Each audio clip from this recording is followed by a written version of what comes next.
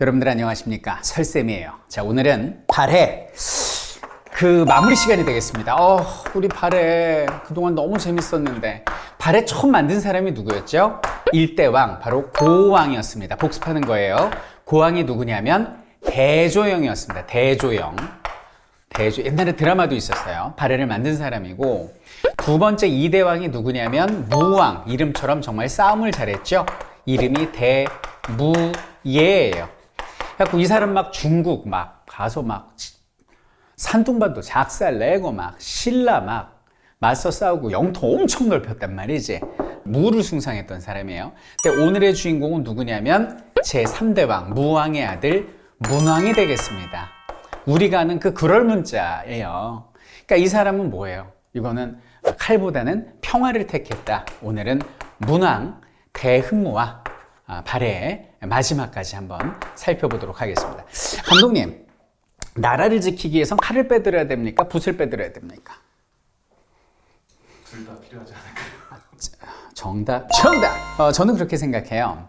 리더의 본질은 나라를 지키고 부국강병시키는 거예요. 부자로 만들고 힘을 기르게 하는 게 리더의 본질인데, 상황에 따라서 칼을 빼드는 것이 옳은 판단일 수도 있고 붓을 빼드는 것이 옳은 판단일 수도 있겠죠. 아버지가 칼을 빼들었다면 여기는 문왕은 말 그대로 붓을 빼든 문치주의에 앞장선 왕, 평화를 이끌어내는 왕. 그래서 여기는 문왕이다 라고 이름을 붙일 수 있을 것 같아요. 이분이 생물연이 미상이라서, 근데 엄청나게 오래 살았던 걸로 추정되는 게 재위기간은 나와 있어. 재위기간이 무려 57년이에요.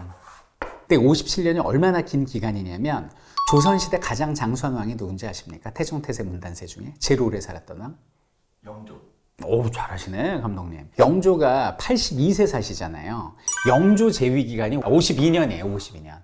그러니까 영조보다 더 많이 재위기간을 가지신 분이고, 장수왕한테는 밀리지. 장수왕이 97살을 사시잖아요. 그래서 장수왕의 재위기간이 79년이거든요.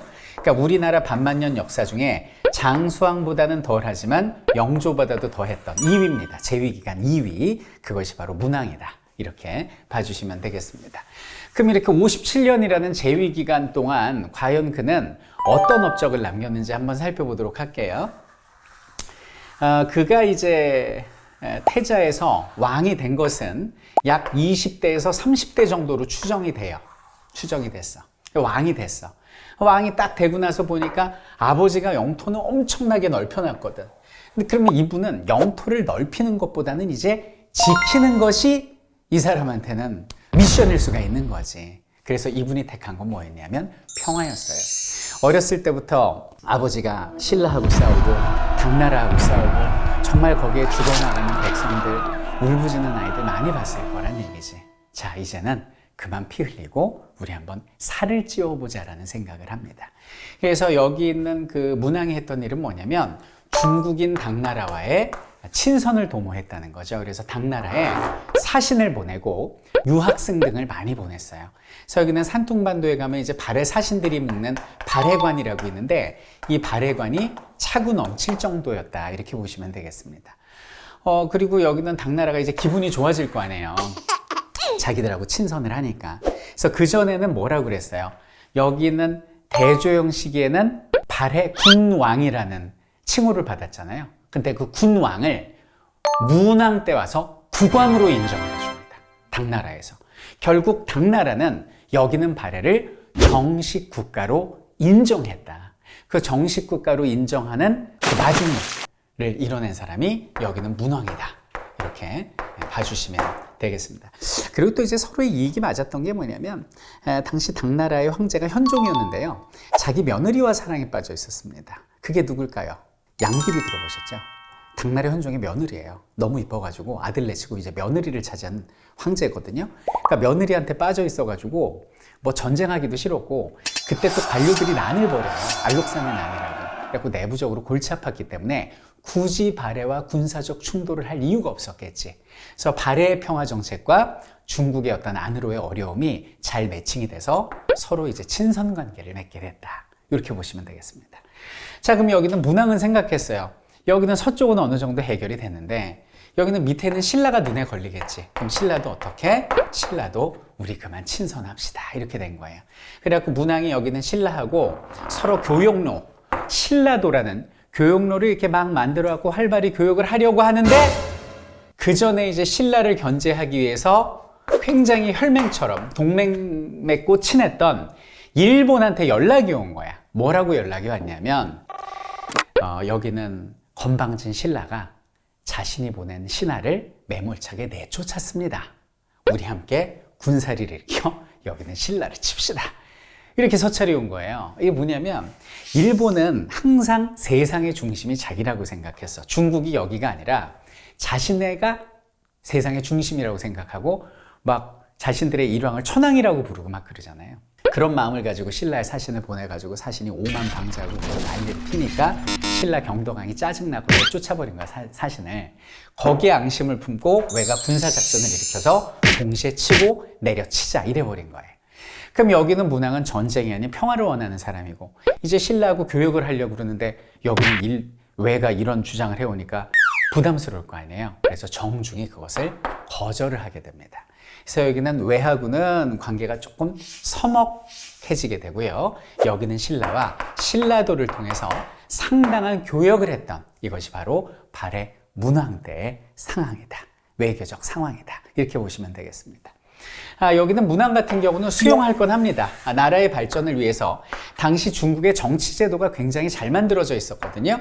그 중국의 정치제도를 삼성육부 이렇게 불러요. 이 삼성육부가 뭐냐면 여기는 삼성이 중국으로 따지면 뭐 중서성, 문화성,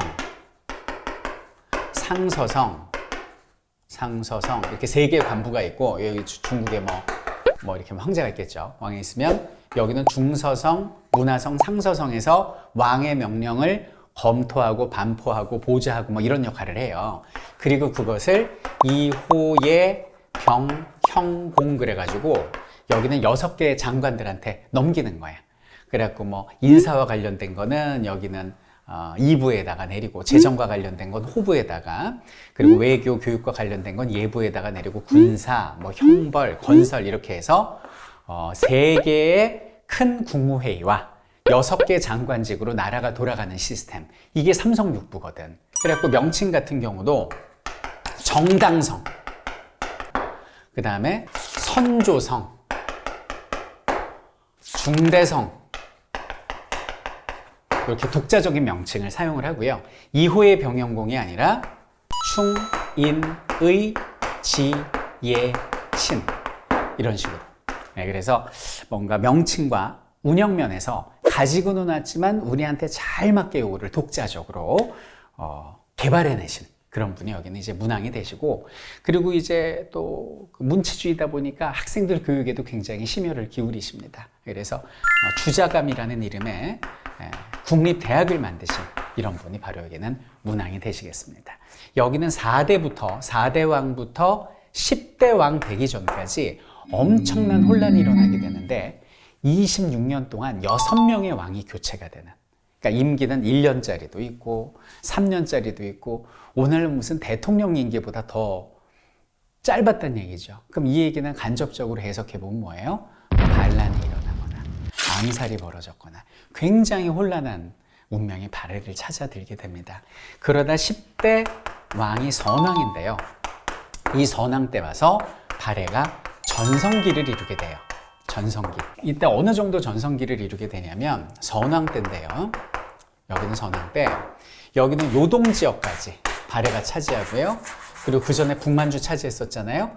오늘날 연해주라고 그러죠. 지금 러시아 땅 블라디보스톡을 비롯해서 이 위쪽까지 영역을 엄청나게 넓혀가지고 옛날 고구려 영토를, 범위는 다르지만 면적이 거의 회복할 정도로 엄청나게 큰 영토를 차지하고 남쪽으로는 신라하고 영토를 맞대었다고 그래요. 그래서 이때 그 행정구역도 오경이라고 그래서 원래 발해의 수도가 여기는 동모산이었잖아요.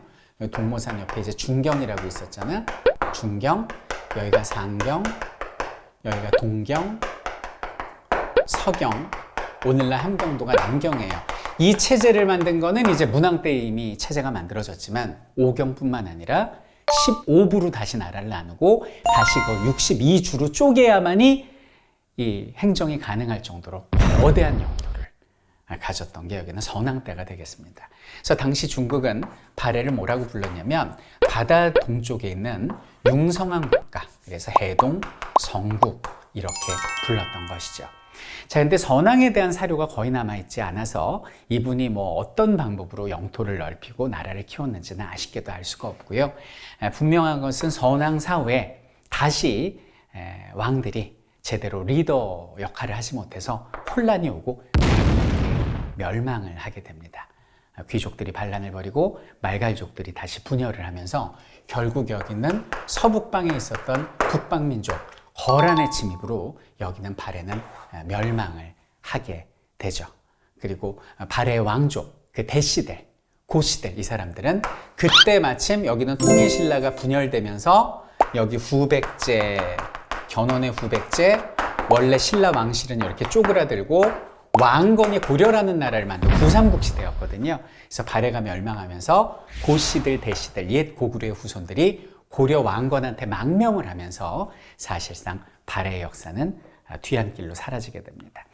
발해가 10세기에 멸망하고 나서 발해는 역사에 묻혀집니다. 그 누구도 발해가 우리의 역사고 발해가 우리의 선조야 라고 공식적인 기록을 한 사람이 없었어요. 1000년간. 그러다가 18세기가 되면서 조선 후기에 유득공 선생이, 실학자죠. 유득공 선생이 발해고라는 책을 통해서 이거 봐. 발해는 아니 우리 고구려 유민들이 지배층이었고 고구려의 문화를 받아들였고 그리고 여러 가지 그 제도적 측면이랄지 그리고 요 왕족들도 여기는 고려로 결국 귀속을 했잖아. 이거 우리 역사라고 불러야 돼. 그래서 8세기부터 10세기까지의 이 시대를 통일신라의 시대라고 부르면 안 되고 남쪽에는 통일신라가 있었고 북쪽에는 발해가 있었던 우리의 선조들이 남북으로 나뉘어 있었던 남북국 시대라고 불러야 돼. 이 남북국 시대라는 용어를 최초로 쓰신 분이 18세기의 실학자 유득공 선생이 되고요. 지금 대한민국의 교과서는 유득공 선생의 정신을 이어받아서 발해를 우리의 역사로 인식하고 있습니다. 다시 한번 말씀드리지만 여기는 발해는 북방민족이 아니고 중국의 어떤 한 부속 국가가 아닌 독자적인 우리 역사다.